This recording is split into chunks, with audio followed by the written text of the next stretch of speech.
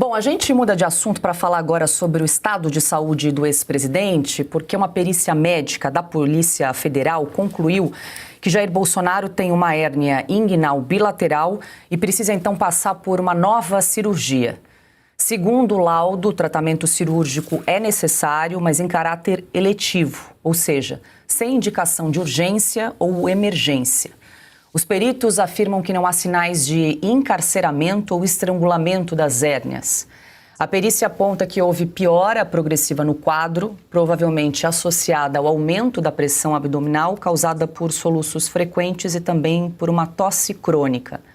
Os médicos destacam que exames feitos em agosto não identificaram a hérnia, mas que o diagnóstico foi confirmado no mês de novembro e confirmado numa ultrassonografia realizada no mês de dezembro. Ana Paula Henkel, muito boa noite. Seja bem-vinda hoje conosco pelo telão, de modo remoto. Ana, quero te ouvir. A gente lembra, né, que o ex-presidente Jair Bolsonaro passou por uma perícia médica por ordem do ministro Alexandre de Moraes, porque a equipe de Jair Bolsonaro já tinha indicado uma nova cirurgia aí por conta dessas hérnias, né? Mas o ministro Moraes pediu aí essa perícia realizada por uma equipe da Polícia Federal, que agora, então, confirma o que disse a equipe que acompanha o ex-presidente Jair Bolsonaro. Muito boa noite. Boa noite, Paula. Boa noite, Piotr, professor André. Boa noite, mestre Augusto. E boa noite à nossa audiência, fechando a semana com a gente. Paula, é impressionante que a sensação que a gente tem toda vez que nós ouvimos notícias sobre o presidente Jair Bolsonaro é que ele está sob tortura, não tem outro nome. Primeiro, o ministro Alexandre de Moraes disse, não, vamos aguardar 15 dias e os médicos analisam. O filho, o Carlos Bolsonaro, postou um vídeo muito chocante, né? O presidente Bolsonaro, antes de ser preso em casa, dormindo, inclusive, e o soluço ali que não cessava. Agora, esse relatório que saiu, ele diz piora progressiva no quadro.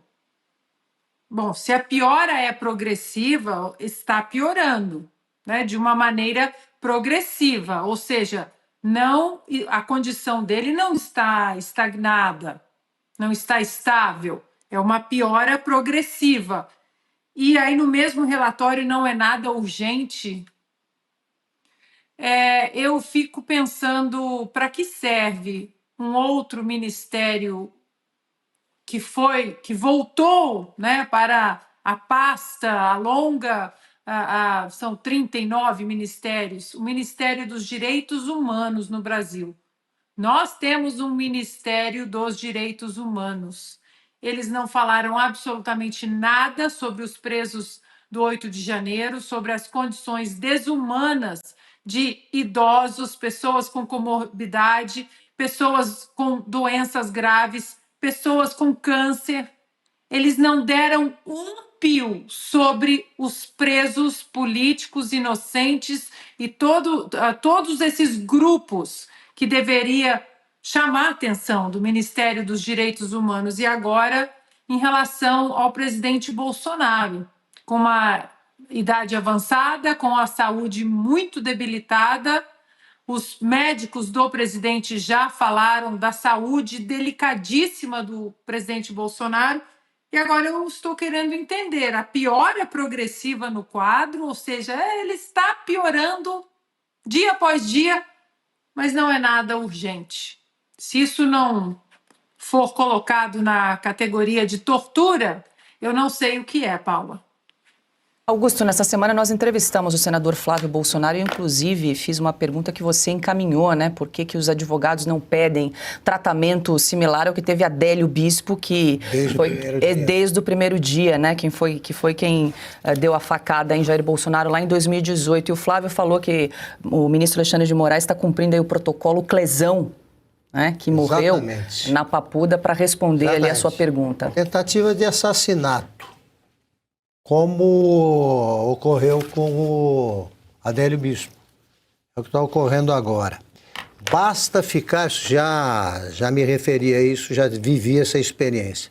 Se você fica meia hora em companhia do presidente Bolsonaro em momentos de crise, de soluço, por exemplo, você já percebe que é um caso para prisão domiciliar com atendimento médico permanente. Sim. É isso. É o atendimento que ele precisa. É isso que tinha que ser feito. Aqui, eles tentam negar essa necessidade, afirmando os motivos que levam a essa conclusão a que eu cheguei. O tratamento cirúrgico é necessário, mas em caráter eletivo, ou seja, sem indicação de urgência ou emergência. Claro, se tivesse essa indicação, ele já estaria na sala de cirurgia. Por semântica. Evidente. Se houver sinais de encarceramento ou estrangulamento das hérnias, imediatamente ele tem que ser submetido a uma cirurgia. Eles estão esperando chegar a esse ponto. É o sistema, a técnica que eles usaram com o lesão. É exatamente isso. Agora, em seguida, a perícia, depois disso, não há sinais de encarceramento, estrangulamento.